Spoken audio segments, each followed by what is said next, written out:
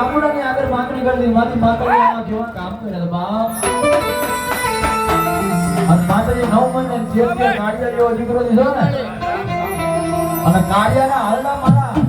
ચામુંડા ગાવા આવી છે પણ કેવા કાળિયા ગાવા આવી છે ભાઈ એ હોઈલા મારા દીકરા હોઈલા મારા કાળિયા હોઈલા મારા દીકરા